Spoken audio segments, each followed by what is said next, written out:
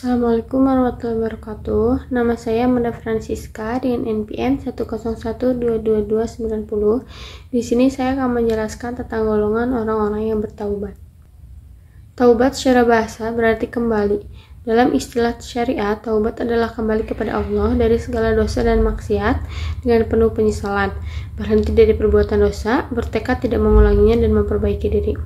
Allah berfirman dalam Quran Surat An-Nur ayat 31, dan bertaubatlah kamu sekalian kepada Allah, hai orang-orang yang beriman, supaya kamu beruntung.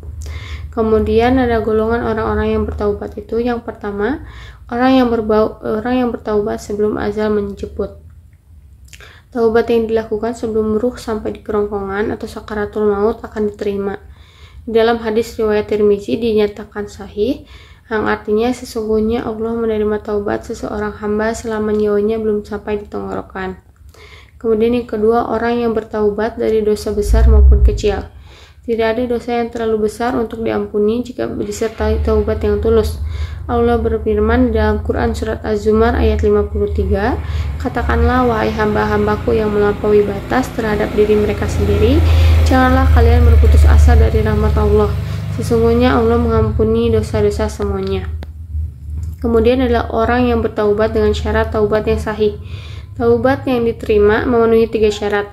Yang pertama yaitu menyesal atas dosa yang dilakukan. Yang kedua yaitu berhenti dari dosa tersebut. Yang ketiga bertekad kuat untuk tidak mengulanginya.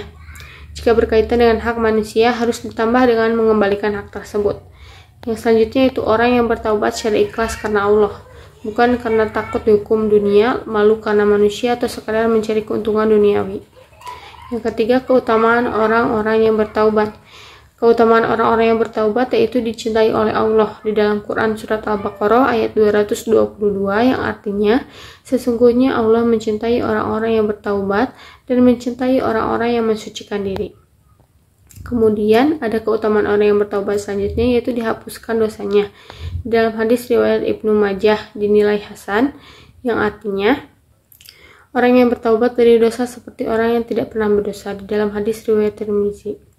Kemudian masuk ke dalam golongan hamba Allah yang mulia dan di dalam Quran Surat Al-Furqan ayat 70, kecuali orang-orang yang bertaubat, beriman dan mengerjakan amal soleh, maka kejahatan mereka akan diganti Allah dengan kebaikan.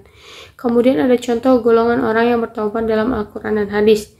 Yang pertama itu kaum Nabi Yunus yang bertaubat saat azab hampir menimpa mereka lalu Allah selamatkan.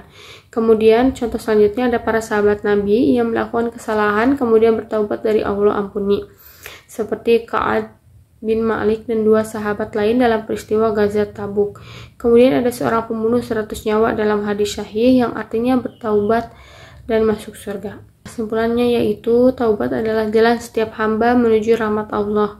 Tidak ada kata terlambat untuk kembali. Allah Maha Penerima taubat, dan taubat adalah tanda keimanan seorang hamba yang masih hidup hatinya. Sekian penjelasan dari saya tentang golongan orang-orang yang bertaubat. Semoga materi yang saya sampaikan hari ini dapat bermanfaat untuk saya pribadi dan untuk kita semua. Wassalamualaikum warahmatullahi wabarakatuh.